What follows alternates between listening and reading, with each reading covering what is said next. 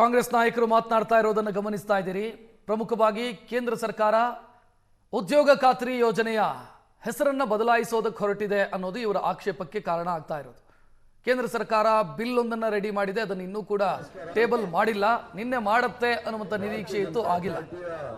ಹೆಸರನ್ನು ಬದಲಾಯಿಸುವ ಮುಖಾಂತರ ಮಹಾತ್ಮ ಗಾಂಧಿ ಅವರಿಗೆ ಅಗೌರವ ತೋರುವಂತ ಕೆಲಸಗಳಾಗ್ತಿದೆ ಅನ್ನೋದು ಕಾಂಗ್ರೆಸ್ ನಾಯಕರು ಮಾಡ್ತಾ ಇರುವಂತ ಆರೋಪ.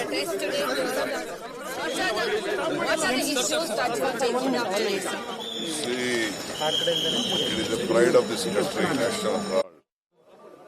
By Jawaharlal Nehru, the party of the Indian National Congress, started from the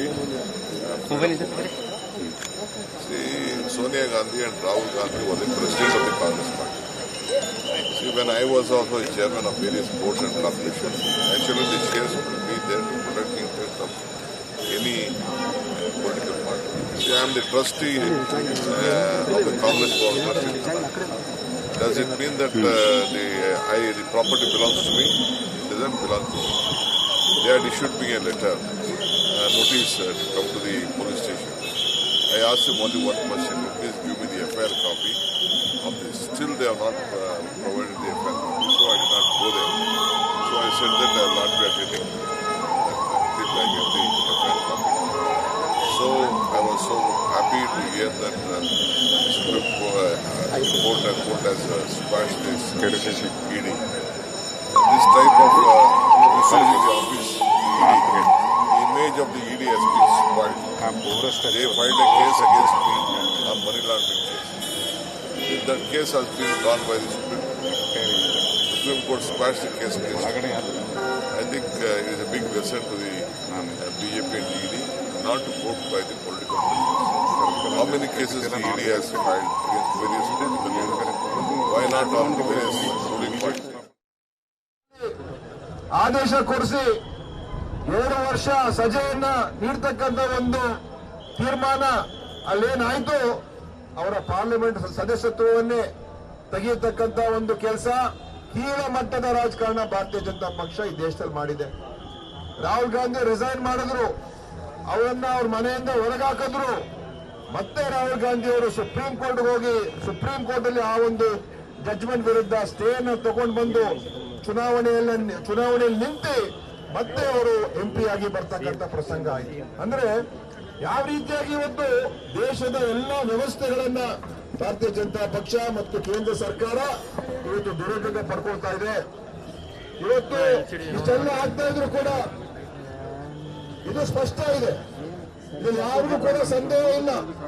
ಸರ್ಕಾರಗಳನ್ನ ಬೀಳಿಸುವಂತದ್ರಲ್ಲಿ ED IT ಅವರು ಭಾಗವಹಿಸ್ತಾರೆ, ಡಿಫೆಕ್ಷನ್ಸ್ ಮಾಡೋದ್ರಲ್ಲಿ ED IT ಅವರು ಭಾಗವಹಿಸ್ತಾರೆ, ವಿರೋಧ ಪಕ್ಷಗಳನ್ನ ಬಾಯನ್ನು ಮುಚ್ಚುವಂತ ಕೆಲಸಕ್ಕೆ ED IT ಅವರು ಉಪಯೋಗಿಸ್ಕೊಳ್ತಾರೆ. ಅನೇಕ ಜನರಿಗೆ ಜೈಲ್ಗೆ ಹಾಕ್ಸಿದ್ದಾರೆ, ಅನೇಕ ಜನರಿಗೆ ರೇಡ್ ಮಾಡ್ತಾರೆ. ಆ ರೇಡ್ ಮಾಡಿದ ತಕ್ಷಣ ಎಲ್ಲ ಮಾಧ್ಯಮಗಳಲ್ಲಿ ದೊಡ್ಡದಾಗಿ ಪ್ರಚಾರ ಕೊಡಿಸೋದು. ದುರದೃಷ್ಟವಶ ನಮ್ಮ ಮಾಧ್ಯಮಗಳನ್ನು ಕೂಡ ಅವರ ನಿಯಂತ್ರಣಕ್ಕೆ ತಗೊಂಡ್ಬಿಟ್ಟಿದ್ದಾರೆ. ಬಿಜೆಪಿ ಅವರ ಮೆಸೇಜ್ ಅನ್ನು ಕೊಡಬೇಕು, ಅದನ್ನೇ ಮಾಧ್ಯಮಗಳು ತೋರಿಸ್ತಾರೆ ಹೊತ್ತು ಬಿಜೆಪಿ ಮತ್ತು ಕೇಂದ್ರ ಸರ್ಕಾರ ತಪ್ಪು ಮಾಡಿದಾಗ ಅದನ್ನ ಪ್ರಶ್ನೆ ಮಾಡತಕ್ಕಂತ ಒಂದು ನೈತಿಕತೆ ಕೂಡ ಇವತ್ತು ಮಾಧ್ಯಮ ಕಳ್ಕೊಂಡ್ಬಿಟ್ಟಿದೆ. ಯಾಕೆಂದ್ರೆ ಇವತ್ತು ಮೀಡಿಯಾ ಕೂಡ ಅವರ ಕಪಿಮುಷ್ಟಿಗೆ ಸೇರ್ಕೊಂಡ್ಬಿಟ್ಟಿದೆ. ಅದಾನಿ, ಅಂಬಾನಿ ಇವರುಗಳೇ ಇವತ್ತು ಎಲ್ಲ ಮೀಡಿಯಾ ಕಂಪನಿ ಮಾಲೀಕರು, ಎಲ್ಲ ಇವತ್ತು ಕಾರ್ಪೊರೇಟ್ ಕಂಪನಿಗಳೇ ದೊಡ್ಡ ಮಟ್ಟದಲ್ಲಿ ಇವತ್ತೇನು ಕೇಂದ್ರೀಕೃತ ಆಗಿದೆ. ಕ್ಯಾಪಿಟಲೈಸೇಷನ್ ಏನು ಇವತ್ತು ಕ್ಯಾಪಿಟಲ್ ಎಕಾನಮಿ ಅಂತ ಏನ್ ಹೇಳ್ತೀವಿ, ಅದು ಇವತ್ತು ಯಾವ ರೀತಿ ಕೇಂದ್ರೀಕೃತ ಆಗಿದೆ ಅಂತ ಹೇಳಿದ್ರೆ ಎಲ್ಲವೂ ಕೂಡ ಈ ದೇಶದ ಆಸ್ತಿ, ನಮ್ಮ ಏರ್ಪೋರ್ಟ್ಗಳು, ನಮ್ಮ ಪೋರ್ಟ್ಗಳು, ನಮ್ಮ ಎಲ್ಲ ಏನು ಇರ್ತಕ್ಕಂಥ ಅನೇಕ ಪಬ್ಲಿಕ್ ಸೆಕ್ಟರ್ಗಳು ಎಲ್ಲವನ್ನೂ ಕೂಡ ಇವತ್ತು ಕೆಲವು ಜನರಿಗೆ ಕೈಗೆ ಸಿಕ್ಕುವಂತದ್ದು ರೀತಿ ಆಗ್ತಾ ಇದೆ. ಅದೇ ರೀತಿ ಇವತ್ತು ಮಾಧ್ಯಮ ಕೂಡ ಅವ್ರ ಕೈಗೆ ಸಿಕ್ಕಾಕೊಂಡಿದೆ. ಇಂಥ ಎಲ್ಲ ವಿಚಾರಗಳನ್ನ ಇವತ್ತು ಪ್ರಶ್ನೆ ಮಾಡ್ತಕ್ಕಂಥದ್ದು, ಹೋರಾಟ ಮಾಡ್ತಕ್ಕಂಥದ್ದು ನಮ್ಮ ಇವತ್ತು ಜವಾಬ್ದಾರಿ, ನಮ್ಮ ಕರ್ತವ್ಯ ಮಾಡಲೇಬೇಕು.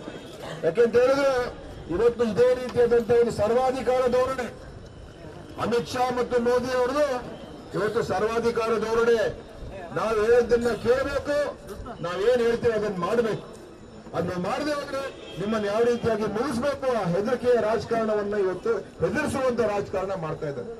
ಇವತ್ತು ನ್ಯಾಷನಲ್ ಹೆರಾಲ್ಡ್ ಕೇಸ್ ಬಗ್ಗೆ ಹರಿಪ್ರಸಾದ್ ಅವರು ಡೀಟೇಲ್ ಆಗಿ ಹೇಳಿದ್ರು. ಇದು ನೋವಿನ ಸಂಗತಿ. ಯಾವುದೇ 1 ರೂಪಾಯಿ ಲಾಭ ಇಲ್ಲ. ಯಾವುದೇ ₹1 ಅವರಿಗೆ ಸಂದಾಯ ಆಗಿಲ್ಲ.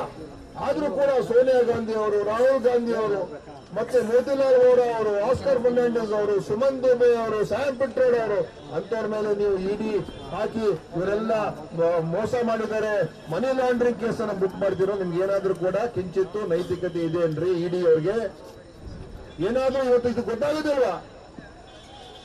ಯಾರೇ ಒಬ್ಬ ಸಾಮಾನ್ಯ ವ್ಯಕ್ತಿ ಕೂಡ ಇದರಲ್ಲಿ ಯಾವ ಮೋಸ ಇದೆ, ಯಾವ ಅನ್ಯಾಯ ಆಗಿದೆ, ಮತ್ತು ಏನಾದ್ರೂ ಇದ್ರೆ ಕೋರ್ಟ್ಗಳ ಮುಖಾಂತರ ನಡೀಲಿ ಕೇಸ್ಗಳು. ಆದ್ರೆ ಇನ್ಕಮ್ ಟ್ಯಾಕ್ಸ್ ಇಡಿಗಳನ್ನು ಉಪಯೋಗಿಸಿಕೊಂಡು, ಯಾಕಂದ್ರೆ ಇಡಿ ಕಾನೂನು ಆ ತರ ಇದೆ, ಅದಕ್ಕೆ ಏನೂ ಬೇಕಾಗಿಲ್ಲ. ಮನಿ ಲಾಂಡ್ರಿಂಗ್ ಕೇಸ್ ಹಾಕೋದು, ಅವ್ರನ್ನ ಒಳ ಕರ್ಕೊಂಡು ಹೋಗೋದು, ಕೂರ್ಸ್ಕೊಳ್ಳೋದು. ರಾಹುಲ್ ಗಾಂಧಿಯನ್ನ ಕರೆಸಿ ಕೂರ್ಸಿದ್ರಲ್ಲ, ಒಂದ್ ದಿವಸ ಕೂರ್ಸಿದ್ರು ಬೇಕು ಅಂತಾನೆ, ಸುಮಾರು ಬಾರಿ ಅವ್ರನ್ನ ಕರೆಸಿದ್ರು. ಅದೇ ರಾಹುಲ್ ಗಾಂಧಿ ಜೊತೆಗಡಲಿಲ್ಲ, ಅವ್ರು ಕಾಂಪ್ರಮೈಸ್ ಆಗ್ಲಿಲ್ಲ.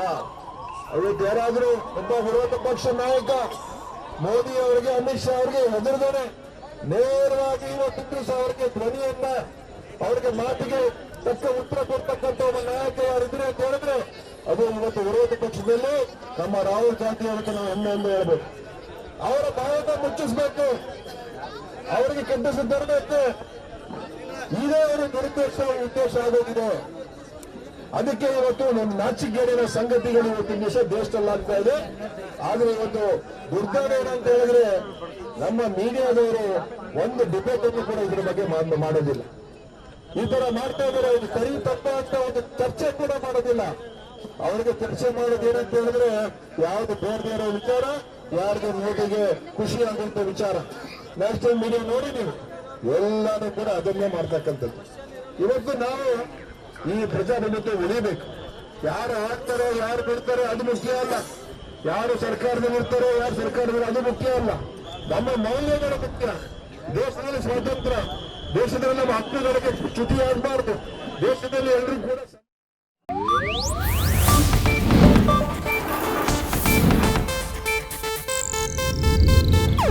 ಇದು ಏಷ್ಯಾನೆಟ್ ನ್ಯೂಸ್ ನೆಟ್ವರ್ಕ್ ಪ್ರಸ್ತುತಿ.